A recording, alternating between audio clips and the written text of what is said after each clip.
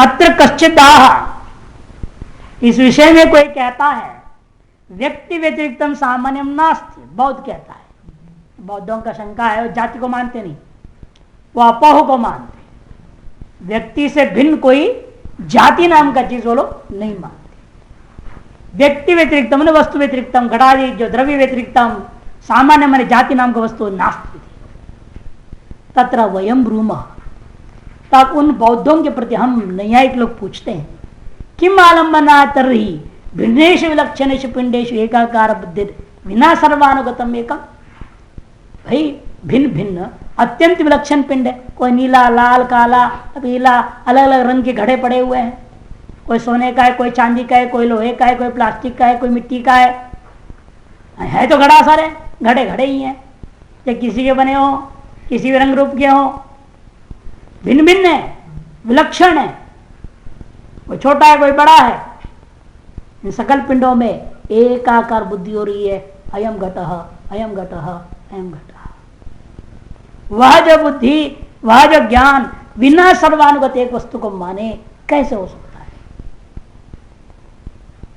और जो भी आलम्बन आप मानोगे, यच्च तदालम्बनम तदेव सामान्य, उसको हम नैयायिक लोग सामान्य नाम से कहेंगे।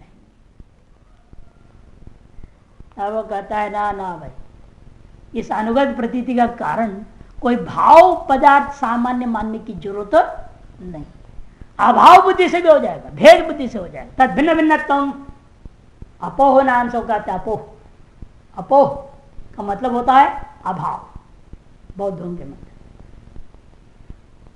यह गौ नहीं है ऐसा नहीं कहना, अर्थात ये जो पिंड है अगौ नहीं है, अगौ नहीं है। नहीं है मुख से बोल रहे, निषेध मुख से बोलना है उन्होंने। उसका तात्पर्य भले आप गौ है कह लो, भाव कह लो, लेकिन अगौ नहीं है ऐसे करके आप अश्वादी का जो निषेध कर दिया। अगौ क्या है? अश्वादी। उसका निषेध के माध्यम से हम गौ को पहचान लेंगे। इसे वहां गोत्व जाति मानने की कोई जरूरत नहीं, गौ को पहचानने की। बौद्ध का कहना है अश्वादी का निषेध मात्र से ही गौ का हमें ग्रहण हो जाएगा, ज्ञान हो सकता है। गोत्व जाति के बिना भी गौ का ज्ञान हो जाएगा। ननु तस्य अतद व्यावृत्ति कृतैव एकाकार बुद्धिरस्तु, वही कर रहा है। अतत, अतत माने अगौ का व्यावृत्ति का अभाव कह दो, अगौ का अभाव है। इसी के माध्यम से अतत की व्यावृत्ति के द्वारा ही एकाकार बुद्धि, एक अयंगट अयंगट अयंगट अयंगट एकाकार बुद्धि ज्ञान होवे। क्या जरूरत है उन व्यक्तियों से अलग जाति को भी मानने का? व्यक्ति से ही बुद्धि, क्या अभाव का अधिकरण कौन होता है? व्यक्ति होता है। अभाव क्या रहती है? वस्तु में रहता है। अगौ या अघटो नास्ति, अघटो नास्ति माने अघट अभाव कहाँ है? घट में। घट में ही अघट का अभाव रहेगा। इसे अघट अभाव का अधिकरण कौन है? घट है। इसे घट का ज्ञान अघट के अभाव से हो जाएगा। गोत्व घटत्व को मानने की जरूरत नहीं। क्यों? अभाव क्या है? अभाव का अधिकरण हमेशा भाव ही होता है। इसे भावों का ज्ञान जब अभाव से हो सकती है, उन भावों को एक और अभाव की कल्पना क्यों करना? एक अलग पदार्थ मान रहे हो ना भाव, और अभाव कोई पदार्थ होता नहीं, कोई अतिरिक्त कोई पदार्थ तो है ही नहीं। इसे हमारे पदार्थ का लाघव हो जाएगा, कम पदार्थ मानना पड़ेगा। यह बौद्ध कहता है पदार्थों की संख्या कम कर दिया हमने, अभाव से काम चला लिया, और ऐसे करने ही लाघव है बोलता है। ऐसा करना लाघव है कि जितने पदार्थ मानोगे उस पदार्थ का लक्षण बनाना करना पड़ेगा, और उसके प्रमाण से सिद्ध करनी पड़ेगी। कहां लक्षण प्रमाण के लफड़े में पड़ोगे? इसे जितने कम पदार्थ हो उतना कम हमें लक्षण प्रमाण की झंझट कम पड़ेगा ना। इसे कहते हैं जितने भाव पदार्थ कल्पना करते जाओगे उतने आपको लक्षण प्रमाण से सिद्ध करना पड़ेगा। इसलिए एक सामान्य भाव पदार्थ को हम घटा देते हैं, हटा, उसकी जरूरत नहीं, अभाव से काम चला। अभाव से कैसे? अतद का व्यावर्तन रूपी अभाव। कृता एव एकाकार बुद्धिरस्तु, कैसा होगा? देखो समझो, हमारा अपोह को समझो अच्छी तरह से। तथा ही सर्वेषु एव ही गोपिंडेशु, सकल गोपिंडों में आपको एक बुद्धि बनेगी, क्या? अगोभ्यो अश्वादिभ्यो व्यावृत्तिरस्ति। अगो क्या है? अश्वादी, उनका अभाव सकल गोपिंडों में है या नहीं? सकल गोपिंडों में अगौ माने अश्वादी का अभाव है। उस अभाव के द्वारा ही हम गौ को ज्ञान कर लेंगे। तेना अगो व्यावृत्ति विषय एवं अयम एकाकार प्रत्यो अनेकेषु। इस तरह से अगो व्यावृत्ति का विषय होकर के ही एकाकार जो ज्ञान है अनेकों गोपिंडों में हो सकता है। इसीलिए विधि रूपेण, विधि रूप गोत्र सामान्य विषय न तो इसलिए निषेध मुख से क्या? निषेध मुख हो गया ना, अभाव क्या है? निषेध रूप। निषेध रूप अपोह के माध्यम से जब मुझे ज्ञान हो सकता है तो विधि रूप गोत्व सामान्य नाम मानना, भाव पदार्थ मानने की कोई जरूरत नहीं रहा। इसलिए अयंगट अयंगट अयंगट इत्यादि ज्ञान का विषय कौन है? घटत नहीं। यंगौ यंगौ यंगौ, यंगौ यंगौ गौ का विषय क्या है? गोत्व नहीं, नहीं। इसलिए अयंगट अयंगट का विषय क्या है? अघटो नास्ति। यंगौ यंगौ यंगौ का विषय क्या है? अगो नास्ति। ये विषय है, गोत्व घटत्वादि नहीं है, ये कहता है। तब सिद्धांत कहते हैं मैवम, ऐसे तुम्हारा कथन करना ठीक नहीं। क्यों? विधि मुख्य नहीं एकाकार स्फुरणा। अरे आप गंवार से पूछो जा करके, हम पढ़े लिखों को छोड़ो जो शास्त्र पढ़ा है, जो अनपढ़ से पूछिए, उसको मनुष्य पहचान में आ रहा है ना, ये मनुष्य है, उससे पूछना तुमने इसको मनुष्य करके कैसे जाना? ये क्या कहेगा? इससे मुझे मनुष्यत्व दिख रहा है,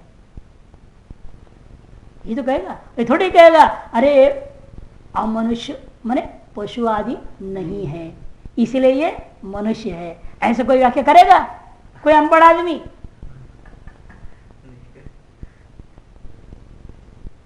तुम कैसी व्याख्या कर रहे हो? सारी दुनिया अनपढ़ भी जो है जाति का अनुभव कर रहा है। आज सारी दुनिया लड़ाई झगड़ा जाति का है। तुम किस जाति के हो? अरे मैं हिंदू हूं। अरे नहीं, हिंदू में क्या होता है? बेकार है हिंदू, तुम ईसाई बन जा। तो ईसाई बनो, हिंदू बनो, मुसलमान बनो, लड़ाई चल, जाति कोई लड़ाई, धर्म के नाम पे लड़ाई। और तुम कहते हो धर्म और जाति नहीं है। सारी दुनिया इसी पर टिकी हुई है और उसी को तुम निषेध कर दे रहे हो, ये कैसे हो सकता है? नहीं, एक कहता है विधि मुख्य नहीं, वह सारी दुनिया विधि मुख से ही मैंने भाव रूपे नहीं एकाकार स्फूर्ति हो रही है सभी को। इसीलिए गोत्व घटत्व जातियों को मानना ही चाहिए। बौद्धों का तर्क को थोड़ा थोड़ा समझ लिया जाए, क्यों वो कह रहे हैं सारी बातें, बौद्धों के पीछे क्या तर्क है और हमारा क्या जवाब है, उसका विचार करें थोड़ा तुलनात्मक।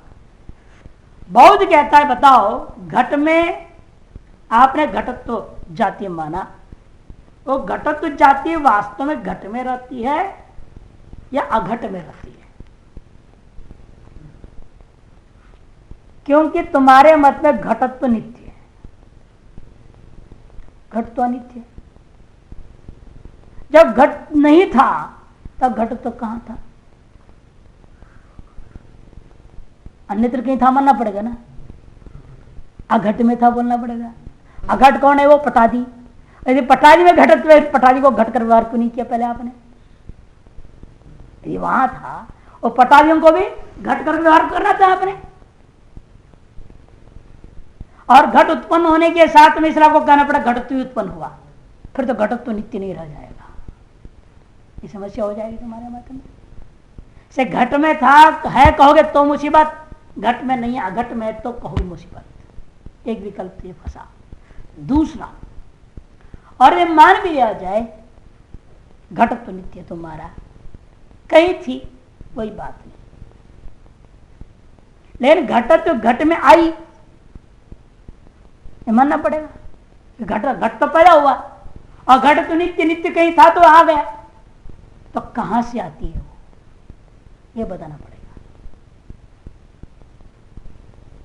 नंबर, और जिस काल में घट उत्पन्न हुआ था उसी काल में उस घट व्यक्ति के साथ घटत्व की उत्पत्ति माननी पड़ेगी, अथवा दूसरा पक्ष ही होगा। आती जाती नहीं है, नित्य व्यापक है कहोगे आप, नित्य यदि व्यापक है आती जाती नहीं है, फिर ये तो कहना पड़ेगा फिर घट में जैसे घट उत्पन्न हुआ साथ साथ जैसा आप कहते हो घट रूप आदि द्वितीय क्षण में पैदा होता है, उसी प्रकार हम कहेंगे घटत्व जाति भी घटोत्पत्ति के बाद द्वितीय क्षण में पैदा होना मानना पड़ेगा। उत्पत्ति मानोगे नित्यत्व सिद्धांत पर भंग होगा। और चौथी बात, क्या आप ये बताइए घटत्व घट में कहां है? पूरे घट में है घटत्व कि एक देश में? यदि एक देश में है कहो तो सावयव मानना पड़ेगा उसको, सावयव मानोगे तो अनित्य हो जाएगा, और नित्य व्यापक है तो फिर पूरे घट व्याप्त मानना पड़ेगा। और जब तक मुझे पूरे घट का ज्ञान नहीं होगा तो घटत्व का पहचान नहीं हो पाएगी, और पूरे घट को जब तक नहीं देखूंगा मुझे घटत्व का ज्ञान ही नहीं होगा तो घट का भी ज्ञान नहीं होगा, क्योंकि घटत्व के ज्ञान के अधीन घट का ज्ञान है, और घटत्व कहां है? पूरे घट में है, और पूरा घट आज तक कोई देखा ही नहीं। जब भी आप देखोगे एक तरफ से तो दिखेगा ना, उधर का तो दिखा नहीं, अंदर क्या देखा नहीं, चारों तरफ घूम के देखना पड़ेगा, ऊपर नीचे देखना पड़ेगा, अंदर घुस के देखना पड़ेगा, पूरा देखेंगे तब ना घटत्व का ज्ञान होना चाहिए। इन बाहर से देखते घट बोल देते हो ना आप, कैसे बोल देते हो आप? संपूर्ण में व्याप्त है कहोगे तो घट का ज्ञान ही नहीं हो पाएगा, समस्या हो जाएगी। और एक देश में कहोगे फिर उसको सावयव मानना पड़ेगा, कहीं रहता कहीं नहीं रहता है, जो वो सावयव वस्तु होगी। अवय भी ऐसा होता है ना, कहीं रहता है कहीं नहीं रहता है। अब सावयव मानोगे फिर पुनः घटत्व में अनित्यत्व दोष आ जाएगा। इसे घटत्व मानने में इतने सारी परेशानियां हैं, इसे घटत्व का न मानना ही ठीक है, किंतु अभाव के द्वारा ज्ञान होना ही उचित है। ये बौद्धों ने अपनी बात कह दी। अब हम उन्हें कहते भाई ठीक है तुमने अपने को तर्क दे दिया, हम हमारे तक सुनो अभी सबका जवाब। घटत्व जाति घट व्यक्तियों में न उत्पन्न होती है, न आती जाती है, न एक देश में है, न पूरे में व्याप्ति। ये सारे विकल्प तुम्हारा गलत है। क्यों? हम लोगों ने पहले ही सिद्ध करते हुए कहा सामान्य, विशेष और समवाय, ये तीन पदार्थ ऐसे जो स्वयं सद्रूप हैं, इनकी अस्तित्व आती नहीं है। जैसे घटोस्ति, घटोत्पत्ति के साथ में सत्ता आ गई, सत्ता को प्राप्त मानी जाती है। घट में अभिव्यक्त हुआ तो घट का सत्ता अभिव्यक्त हो जाता है। उसी प्रकार से घट उत्पन्न हुआ तब उसमें घटोत्पत्ति जाति अभिव्यक्त होती है, उत्पन्न नहीं होती है। विद्यमान वस्तु, व्यापक विद्यमान वस्तु का अभिव्यक्ति मात्र होता है, उत्पत्ति। इसी ये तुम्हारा शंका जो थी घट में घट उत्पन्न हुआ, कब हुआ, कहां से आया, ऐसा एक ही बात उड़ा दिखाता। हम उसको नित्य मानते हैं, एक मानते हैं, इसलिए इसके अभिव्यक्ति की अपेक्षा है। जैसे आत्मा की अभिव्यक्ति की अपेक्षा है। आत्मा में नित्य है, व्यापक है, लेकिन शरीर में ही अभिव्यक्त होता है, हवा में नहीं होता। इसे घट रूपी उपाधि उत्पन्न होता है तो घटत्व की अभिव्यक्ति होती है। अच्छा, पहले का सारा दोष खत्म हो गया। अब रही बात संपूर्ण में है या एक देश में जो पूछते हो, इसमें भी हम साफ साफ कहते हैं जो सर्वत्र व्यापक वस्तु होता है वो संपूर्ण देश में ही होता है। इन संपूर्ण देश में होते हुए भी उसकी अभिव्यक्ति के लिए एक देश भी पर्याप्त है। एक देश ज्ञान से ही आप सर्वदेश का कल्पना कर लेते हैं, अनुमान कर लेते हैं। यह आदमी का अपना एक स्वभाव है। जैसे एक चावल ना, तंडुल पाक न्याय इसमें लिए एक चावल पक गया, आप देखते यूं करते, दबा, उसमें सफेद कण दिख रहे हैं, 5 कण होता है, पक गया, 3 कण पक गया है, अभी 2 कण दिख रही है, फिर करता है थोड़ी देर बाद अब 1 ही कण दिख रहा है, अच्छा और 2 मिनट रुको, फिर करता है सारे कण पिछक गया तो कहते पक गया। मन एक तंडुल पकने से पूरे तंडुल का ज्ञान कर ले पक गए, यानी प्रत्येक को पिछकाते रहेंगे तो चावल खत्म हो, चटनी हो जाएगा, हलवा बन जाएगा।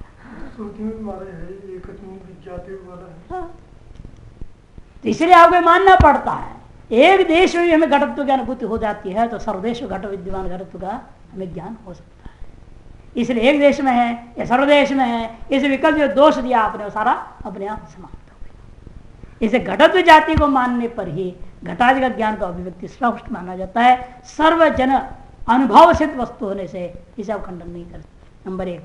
दूसरा, घटत्व जाति न तो उत्पन्न होती है और न कहीं से आती है।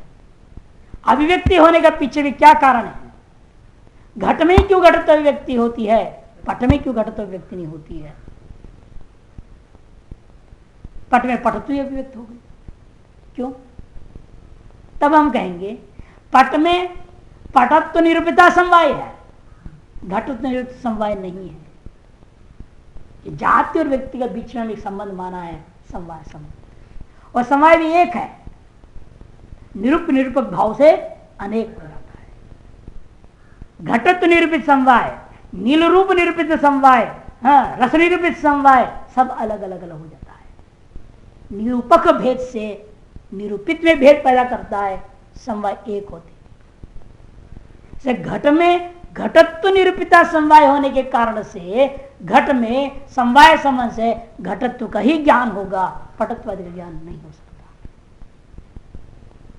वो जो समवाय संबंध है ना, वो नियामक बन गया हमारे लिए, और संबंध को निरूपक भाव के माध्यम से जोड़ लेंगे तो अपने आप जो है सारी व्यवस्था बन जाती है। इसे कहां से आया, कब पैदा हुआ, ये सब प्रश्न ही खत्म हो गया, सारे दोष निवृत्त हो गए। और दूसरी बात, यदि अपोह से आपको घट का ज्ञान होता है, आपको ज्ञान कैसे होना चाहिए? अयम घट ऐसा ज्ञान नहीं हो सकता। अयम घट क्यों ज्ञान हो रहा है? घटत्वावच्छिन्न अयम घट, घटत्व रूप प्रकार छिपा, विशेषण छिपा हुआ है वहां पे। अयम घट मतलब होता है घटत्वावच्छिन्न घट, समवाय संबंधावच्छिन्न, घटत्वावच्छिन्न, घट विशेषक घट है ये नहीं। ये सामान्य ज्ञान अयम घट हुआ। यदि अपोह से ज्ञान होता, आपको क्या होना चाहिए ज्ञान? नायम अघट, क्या होना चाहिए? नायम अघट, यह जो है अघट नहीं है, ऐसे ज्ञान होना चाहिए था आपको। इन लोगों को ज्ञान क्या हो रहा है? अयम घट ज्ञान हो रहा है। यह अघट नहीं है जो दिख रहा है मेरे को, ऐसा कोई नहीं कहता। जो दिख रहा है वो मेरे को क्या दिख रहा है? यह घट है, ऐसे ही ज्ञान होता है। भाव रूपेण ज्ञान हो रहा है, अभाव निरूपित ज्ञान नहीं हो रहा है। इस ज्ञान का पीछे को जो निरूपक वस्तु है वह भी भाव ही होगा, अभाव नहीं हो सकता। और वो क्या है? वो घटत्व जाति है, ये सिद्ध होता है। चलो कदे मान लिया जाति को, अब कदे विशेषण पदार्थ क्या चीज है? विशेषो नित्यो नित्य द्रव्यवृत्ति, विशेषणात्मक पदार्थ है जो नित्य होता है और नित्य द्रव्यों में ही रहता है। व्यावृत्ति बुद्धि मात्र हेतु हो, और वो क्या है? एक दूसरे को अलग करने के प्रति कारण होता है। जितने नित्य द्रव्य हैं, जितने भी परमाणु, जलीय परमाणु, पार्थिव परमाणु, तेजस परमाणु, वायु परमाणु, और आकाश काल दीर्घ आत्मा मन, ये सब नित्य है ना। इन सब नित्यों को, और कुछ तो व्यापक भी हैं, इनको परस्पर भेद करना है, व्यावृत्ति, इनकी भिन्नत्व बुद्धि के प्रति कारण है विशेषण पदार्थ।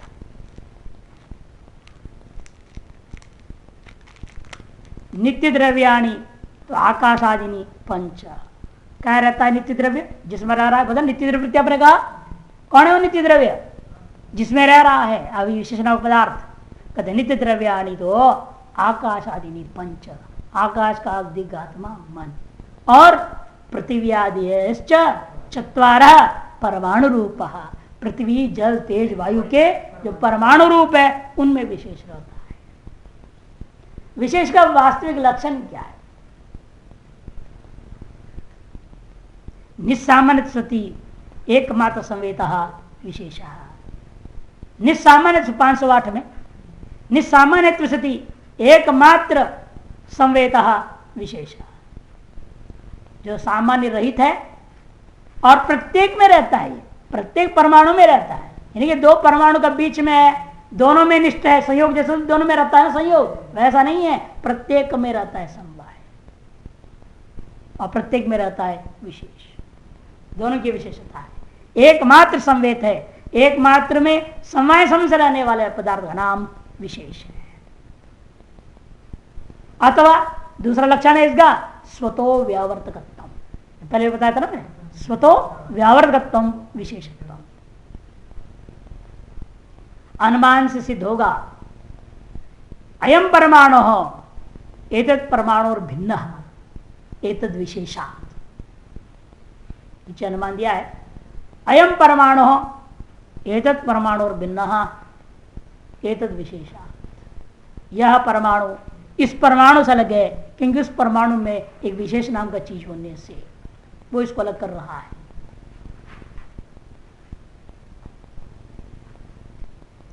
और कहते हैं कि ये कैसे निश्चय किया आपने परमाणु में कोई विशेष है? कैसे निश्चय किया? परमाणुओं में विशेष, प्रत्येक परमाणु एक एक विशेष है, या आपने इसके हेतु बनाया ना, हेतु और प्रश्न उठाया जा रहा है। ये तो विशेषात अपने हेतु बना दिया। यह परमाणु उस परमाणु से भिन्न है कि उस परमाणु और विशेष की वजह से, लेकिन उस परमाणु में कोई विशेष नाम की चीज है, जाना कैसे आपने? दिखाई दिया गया आपको? जब परमाणु को ही नहीं दिख रहा है तो परमाणु में रहने वाला चीज कहां से दिखेगा आपको? तो फिर अनुमान करना पड़ेगा। क्या है अनुमान? फिर वहां कहते परमाणु भेदा किंचित ज्ञान जन्य किंचित लिंग ज्ञाप्य। परमाणु भेदा किंचित लिंग ज्ञाप्य भेदत्वात् कपाल भेद ज्ञाप्य घट भेदवत्। अनुमान दिया ना नीचे। परमाणुगत भेद जो है कोई न कोई लिंग से ज्ञाप्य होगा, उस लिंग का ही नाम विशेष है। भेद होने से कपाल भेद के द्वारा ज्ञाप्य घट भेद के समान दृष्टांत। इसी प्रकार से आकाश यह शब्द समवाय कारणता सा किंचित धर्मावचिन्ना कारणतात्वाद दंड निष्ठ कारणतवत इत्यादि रूप से शब्द गुण की समवाय कारणता रूपेण आकाश में विद्यमान जो एकत्व है उसका भेद आत्मा के साथ आपको निर्णय लिया, वह भी विशेष की वजह से होता है। भेदक धर्म के बिना, किसी भी भेदक धर्म के बिना आप वस्तु में भेद को स्वीकार नहीं कर सकते। किसी भी वस्तु को किसी अन्य वस्तु के साथ भेद मानते हो, वहां तो एक भेदक धर्म मानना पड़ेगा। घट से भिन्न पट है ऐसा कहने के लिए आपको घट में और पट में ऐसे कोई भेदक धर्म मानना पड़ेगा जिसकी वजह से भेद सिद्ध करोगे। एक भेदक धर्म नहीं मानोगे तो अभिन्न हो जाएंगे। जैसे द्रव्यत्व धर्म लोगे, उसे घट पट में भेद सिद्ध नहीं हो सकता। द्रव्यत्व धर्म घट में भी है, द्रव्यत्व धर्म पट में भी है। द्रव्यत्व धर्म के दृष्टिकोण से घट पट में कोई भेद नहीं है। इसे घटपट में भेद मानना है तो पृथ्वी से भी नहीं भेद सिद्ध कर सकते हो कि घट में भी पृथ्वीत्व है, पट में पृथ्वी बराबर है। तब कहना पड़ेगा घट में घटत्व है जो पट में नहीं है, पट में पटत्व है जो घट में नहीं है। इसे घट से पट को भिन्न करने वाला, पट से घट को भिन्न करने वाला यदि है तो वो उनमें रहने वाला विशेष जो धर्म है घटत्व पटत्व उन विशेष धर्मों की वजह से हुआ। जैसे वैसे परमाणु को परमाणु दूसरे परमाणु से कुछ न कुछ भेदक माने बिना उन दोनों भिन्न भेद सिद्ध नहीं हो सकता।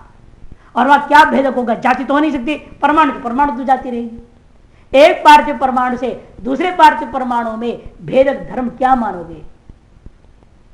जाति को लेकर तो हो नहीं सकता। उसे प्रति परमाणुत्व है, उसे पार्थिव परमाणुत्व है। जाति से तो व्यवस्था नहीं बन पा रही थी, इसलिए वहां हमें विशेष रूप पदार्थ मानना पड़ा। इसको उन्होंने कहा परमाणुगत भेद भी कोई न कोई लिंग के द्वारा ज्ञाप्य है, कोई पहचान कराने वाला वस्तु से ज्ञाप्य होगा। घट का पट का भेद को ज्ञापन कौन किया? घट तो पट तो भी जातियों ने करा, और यह जाति असंभव है, जाति असंभव है, इसलिए हमें एक विशेषण पदार्थ मानना पड़ा। और विशेषण पदार्थ में भी हम जाति नहीं मानेंगे, क्योंकि जाति का काम क्या है? भेद पैदा करना। विशेष का नाम भी क्या है? भेद पैदा करना। उसका रूप हानि कह दिया था। इसलिए यदि विशेष में भी जाति मानोगे तो विशेष के स्वरूप ही हानि हो जाएगा। भेदकत्व जो स्वत्व व्यावर्तकत्व है उसका, वह स्वरूप ही हानि हो जाएगी। इसलिए विशेष में सामान्य नहीं होता, ये कहा गया था। उस भेदक का नाम ही विशेष है। समवाय अयुध सिद्धयो संबंधा समवाय सच उक्त एवं। अयुध सिद्धों का संबंध का नाम समवाय है। उसके बारे में पहले हम चर्चा कर चुके हैं। फिर भी ननु बहुत कहता है अवयव अवयवी दो अलग है ही नहीं, अवयवों से अलग अवयवी ही नहीं है, तो आपने अवयव और अवयवी को अयुध सिद्ध कैसे कह दिया? ननो अवयव अवयिनौ अपि अयुध सिद्धौ तेन तो समवायित्युक्तम नचैत युक्तम। ये जो आपने कहा अवयव और अवयवी के बीच में समवाय संबंध होता है, वह आपका कहना बिल्कुल ठीक नहीं। वह अयुत सिद्ध है, उनके बीच में समवाय संबंध होता है, ये जो आपने कहा उचित नहीं है। क्यों? अवयवातिरिक्त अवयविनो अभावात, अवयव से अतिरिक्त अवयवी नाम की चीज ही नहीं है। क्योंकि आपने कहा ईश्वर की संकल्प से दो परमाणु अगल बगल में हो गए, जो आपस दोनों मिलघुल नहीं गए, एक नहीं हो जाते हैं, जुड़े हैं, समुदाय बन गया है। दो परमाणु के समुदाय का नाम आपने त्रिणुक रखा। ऐसे तीन त्रिणुकों के समुदाय का नाम त्रसरेणु रखा, त्रिणुक रखा, और चार ऐसे त्रसरेणुओं का समुदाय को चतुर्णुक कह दिया। चतुर्णुकों के समुदाय को फिर ऐसे करके महत बना। मैंने समुदायों से तो बना, मैंने परमाणुओं के समुदाय के अलग कोई अवयवी नाम का चीज वास्तव में नहीं है। ये पूर्व पक्ष बौद्धों का कहना है। अवयवातिरिक्त अवयविनो भावात् परमाणव एव बहवः तथा भूताः सन्निकृष्टाः घटोयम इति गृह्यन्ते।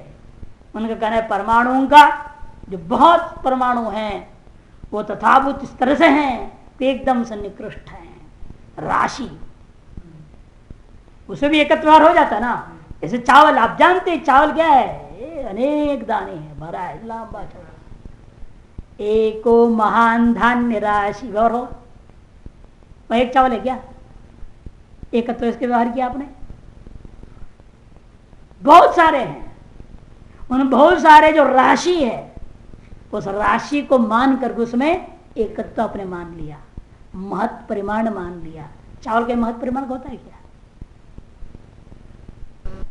ठीक उसी प्रकार से यहां पर भी कहता है अनेक परमाणुओं के समुदाय में आपने अवयवित्व का आरोप कर लिया है, वास्तव में अवयवी नाम का चीज है ही नहीं। उस समुदाय को लेकर के हम एको घट ऐसा व्यवहार कर देंगे। इसलिए अवयवों से अलग, परमाणुओं से अलग कोई अवयवी नाम का चीज नहीं है। अत्रोच्यते जवाब में नहीं कहते नहीं भाई अस्ति एक स्थूलो घटित प्रत्यक्षा बुद्धि ही।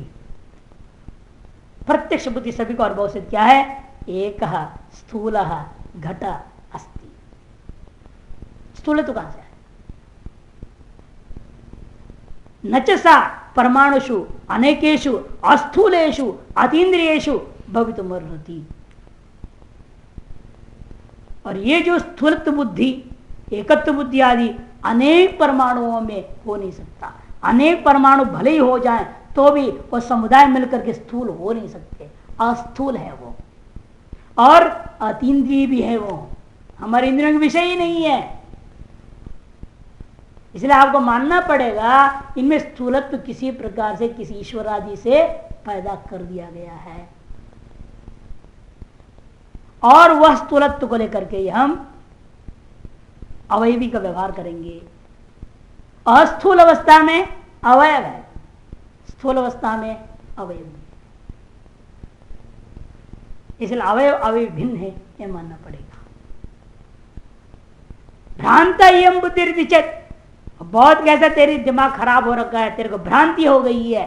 अरे समुदाय में भ्रांति हो गई सारी चीज की, एकत्व की भ्रांति, स्थूलत्व की भ्रांति, घट की भ्रांति, सब भ्रांति तेरे दिमाग में।